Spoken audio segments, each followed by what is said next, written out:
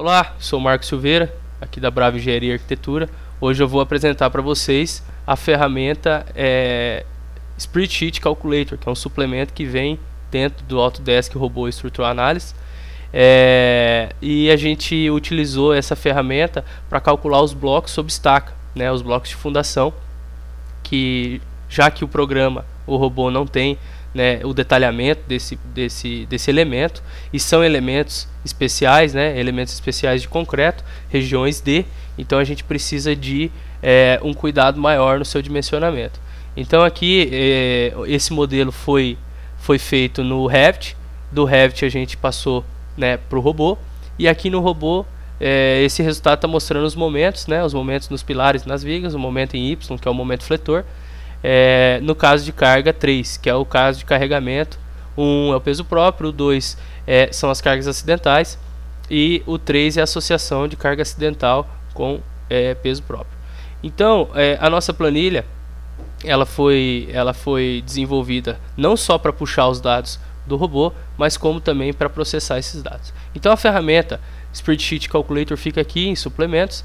A gente entra por aqui, tem que abrir por aqui, não dá para abrir direto a planilha, né? Tem que abrir o Excel pelo robô. Então a gente já vê que o Excel já é diferente, né? Quando abre por lá, tem que ser o 32 bits, isso é importante deixar claro, né? Então aqui a gente está usando 2010 32 bits.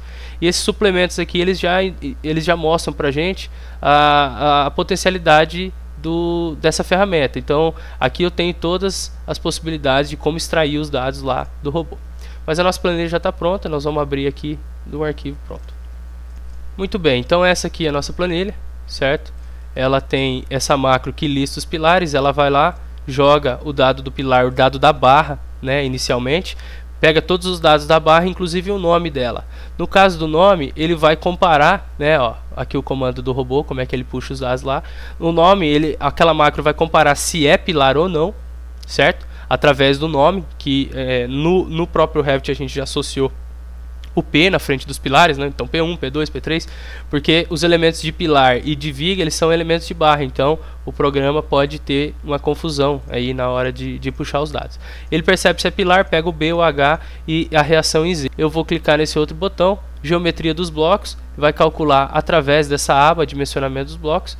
Essa aba foi feito baseado nos materiais do professor Rafael Alves de Souza, né?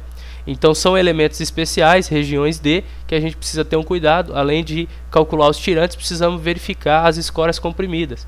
Então a gente calcula aqui até o bloco de 5 estacas e consequentemente também os valores de dimensão do bloco, né? Os valores geométricos do bloco são dimensionados através da verificação das escoras comprimidas. Então ele faz todo esse passo. É muito interessante essa situação que o engenheiro consegue ter um maior acesso às informações e manipular melhor os dados os dados e as fórmulas que estão envolvidas no dimensionamento dos elementos. Os programas mais robustos, em alguns casos, eles de alguma maneira eles deixam isso escondido. Então a gente não consegue ter acesso, e quando consegue ter acesso, não consegue modificar algumas coisas. Então uma ferramenta dessa possibilita você trazer todas as informações que você quer de um programa de análise, ou seja, você pode trazer só momento, só força, e joga para uma planilha, e nessa planilha você efetivamente vai processar esses dados. Muito bem, então outro detalhe que a gente tem que ficar atento é o caso de carregamento, né, que ele usa essa comparação de caso de carregamento aqui, certo?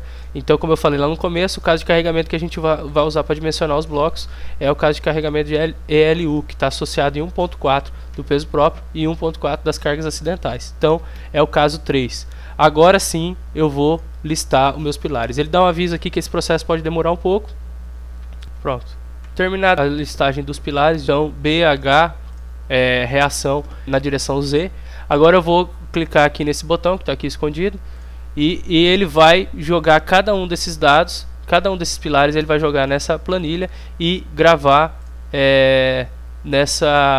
nesse outro lado da tabela.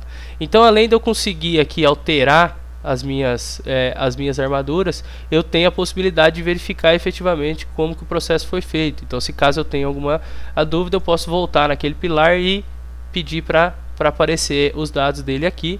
de tal maneira que eu consiga verificar qual o processo, como que ele foi dimensionado e como que chegou, né, uma estaca ou duas estacas e como que chegou nas armaduras, certo? Então é isso, gente. O objetivo do nosso vídeo, na verdade, é aguçar o nosso pensamento em relação à utilização dessa ferramenta. Uma ferramenta com a potencialidade incrível, que eu posso pegar os dados da análise desse programa muito bacana que é o Autodesk Robot Structural Analysis, processar dentro do Excel, que é uma ferramenta muito potente também, e além de a gente usar ferramentas que possibilitam a automatização desse processo, a automatização ainda pode ser verificada. Então, os passos que o programa dá, a gente consegue estar por dentro. Então, o projeto tem mais a cara do projetista, tem mais a cara do engenheiro. Agradecer aí a participação do Márcio Takashi Ueno e do André Kazuhiro Shiotani, que foram os dois aí estagiários decisivos para o desenvolvimento dessa ferramenta. E também ao professor Rafael Alves de Souza por ter cedido o material para a gente fazer o dimensionamento desses elementos. Valeu, um abraço.